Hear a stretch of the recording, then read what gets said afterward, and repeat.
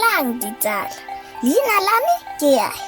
Gompieno tla be re ithuta ka dinako ka Setswana. Time zones in Setswana. Ura ya 12, 12 a.m. e bidiwa eng ka Setswana?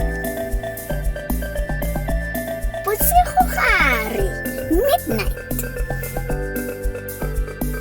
Nako magareng ga ura ya 12 mo mesong go fitlha ura ya 5 mo mesong.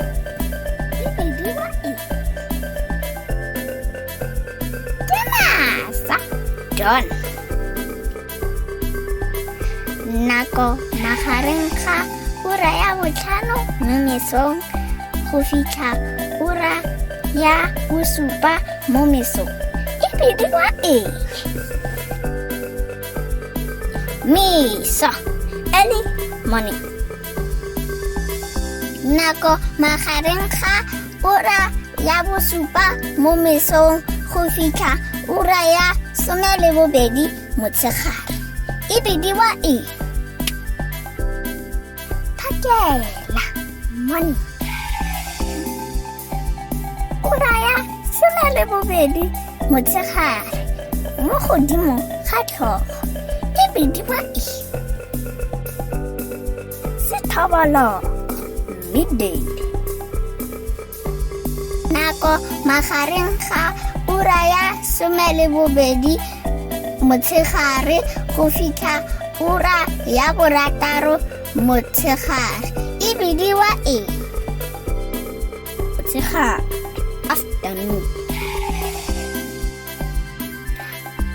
Nako magareng ga ura ya 12 motshegare go fitlha ura ya 3 motshegare.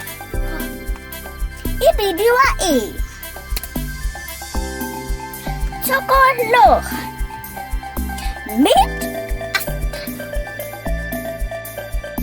Nako magareng ga ura ya 3 motshegare go fitlha ura ya 5 motshegare. E bidiwa eng? Thapa, late afternoon. Nako magareng ga ura ya 5 motshegare go fitlha seripa morago ga ura ya 6. E bidiwa eng? Letlotlana, task. Nako magareng ga seripa morago ga ura ya 6 go fitlha ura ya 8. E bidiwa eng? Maitsiboa, evening. Nako magareng ga ura ya 8 maitsiboa go fitlha ura ya 12. E bidiwa eng? E bidiwa bosigo, night. Salang sentle ditsala, le ithute kwa gae.